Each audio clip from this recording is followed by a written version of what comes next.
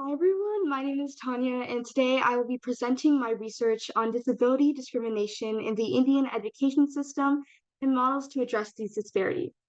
So, while my research paper includes a variety of topics, in this presentation, I will primarily be focusing on the problem itself, some implemented legislation, and my proposed solution. And before I begin my presentation, I just wanted to take a moment to thank my mentor, Joseph, who has truly been so supportive and has given me such amazing advice, as well as everyone who has helped me in creating this project. So, before I go into the nitty-gritty of some of the major problems surrounding discrimination in the Indian education system, I want to go over some statistics that I believe best describe what the problem actually is and show how big the problem is.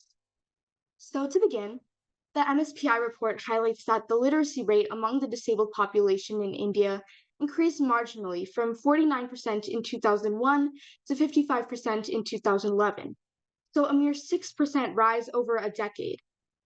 Not only this, but children with disabilities in India are 5 times more likely than their peers in the general population to be out of school, and only 99% of disabled children complete secondary school, with 45% remaining illiterate.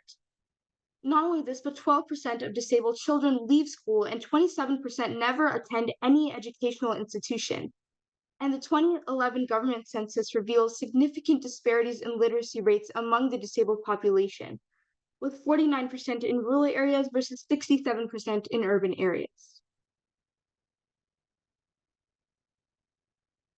So now I would like to go into some of the major problems plaguing the education system. Understanding the cultural context of this issue is crucial because it reveals the deep-rooted beliefs and systemic factors that perpetuate the problem.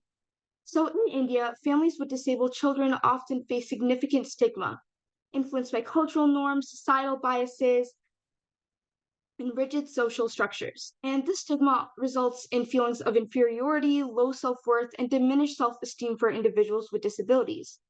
Cultural beliefs, particularly rooted in Hinduism, further shape the experiences of these individuals and their families.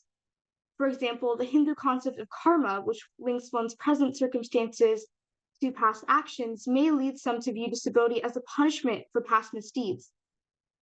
And this belief can encourage families to seek ritualized practices for healing, delay proper medical care, and this occurs especially in rural areas where such practices are more common. Disabled children are often also seen as having a limited potential and may face neglect, abuse, abandonment, or even infanticide. And the social experiences of individuals with disabilities are further shaped by their social status in systems like the caste system, a social hierarchy passed down through families that can dictate the professions a person can work in, as well as aspects of their social lives, with factors like income, rural or urban location, and traditional gender roles influencing their opportunities.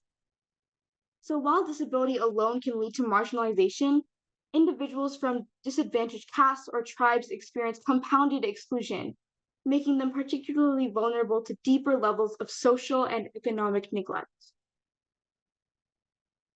So, as discussed above, people with disabilities have not been traditionally seen as needing social and political attention or an education. However, the government has issued many policies to address the education disparities, with a common theme between the pieces of legislation being their lack of effectiveness. I've chosen 4 out of the many in my paper to discuss today. So, to begin, the Person with Disabilities Act was one of the first laws aimed at ensuring equal opportunities for children with disabilities. However, it has many limitations, such as focusing on a medical model for disability and curing disability rather than social inclusion, covering only 7 disabilities, having too much of a narrow definition of the term disability, and a lack of clear and definitions, leaving many children unsupported in education systems.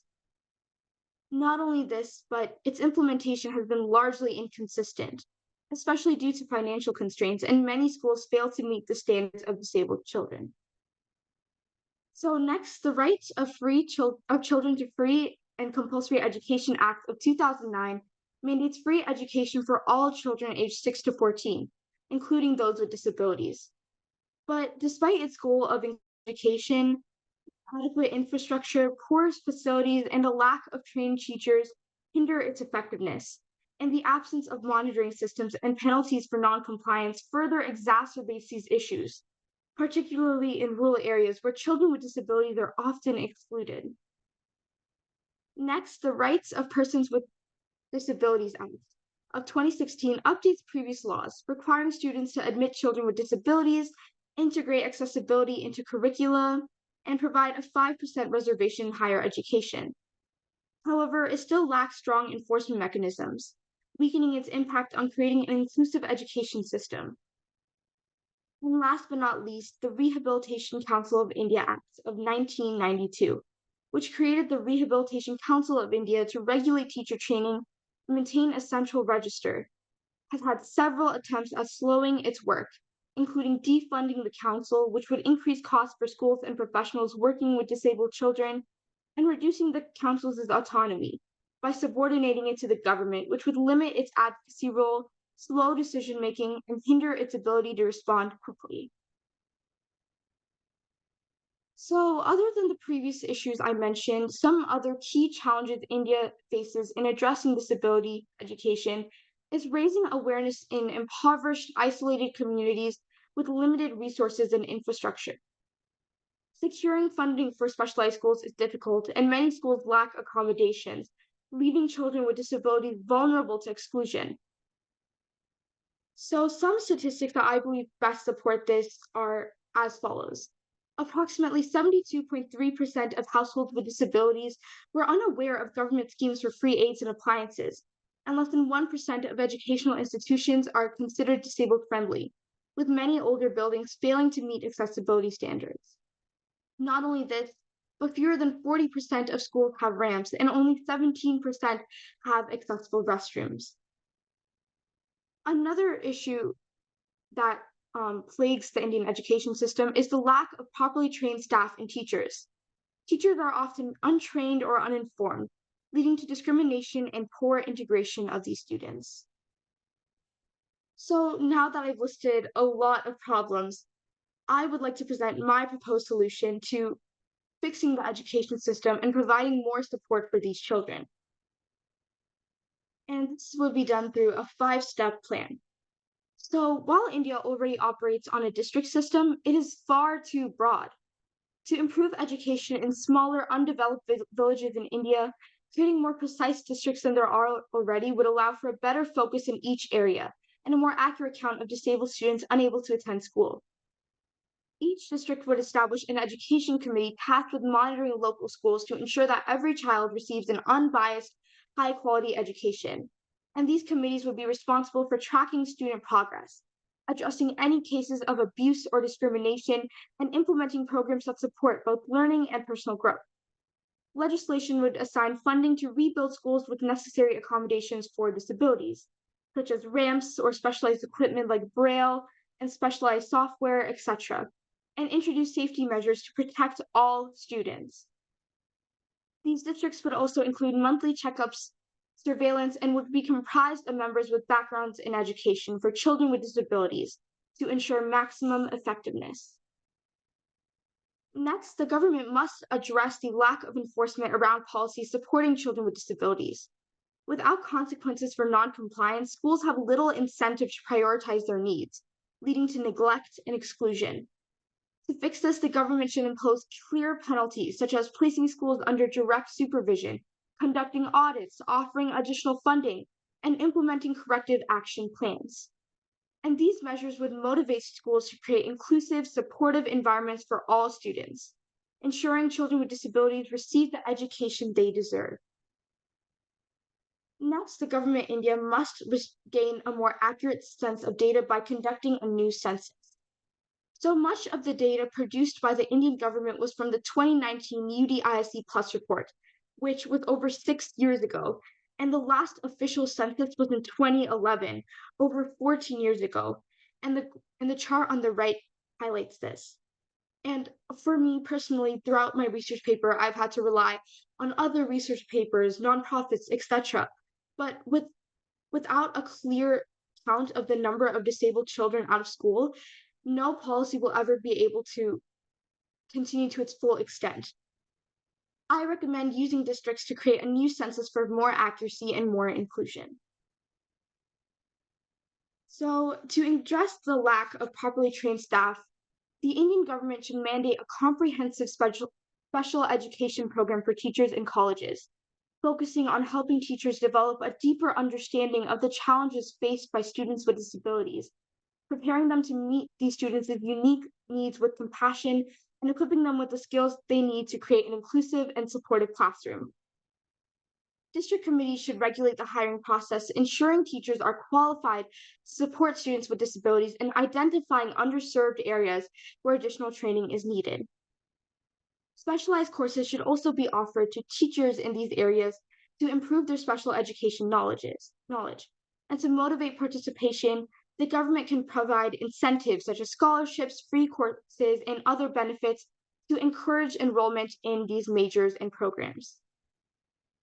And last but not least, to overcome stigma and change mindsets, I recommend that the government of India as well implement a counseling program for children with disabilities that would be further enforced by this.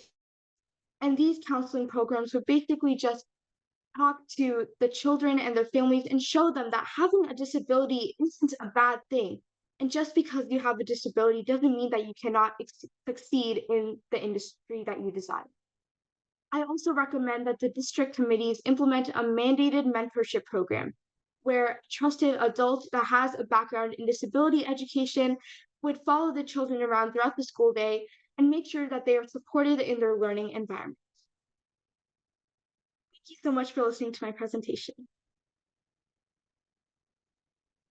Great job, Tanya. So we have 2 questions in the chat. Is there a difference in treatment of children with mental versus physical disabilities? I would say that there definitely is, although most of the time it's like pretty similar.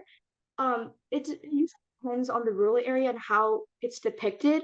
So a lot of cultures have different ideas, but I would usually say that children with mental disabilities have faced a lot more stigma and faced a lot more complications in their education because they aren't able to articulate as well what they desire and how they desire to achieve an education. That makes sense. And then how does the disability education system in India differ from that of the US? So for in India, so I'll begin with the US because although I haven't done much research on this, I have done a little bit of background checks, a little bit of a background check on this, and from what I've noticed is that I've seen that the government funds schools in the US far more for just special education programs than the government funds programs in India.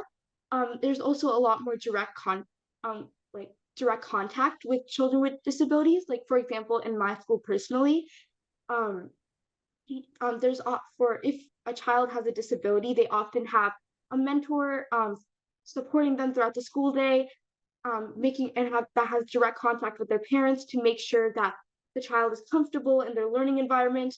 But in India, no such concept has been introduced yet. And even if it has, it's in mostly in urban areas, not as much in rural areas.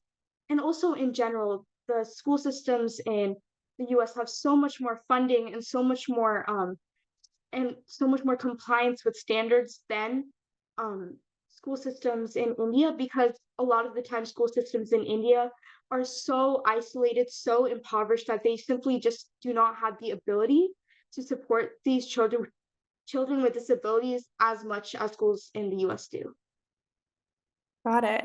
Rabani has a question for you.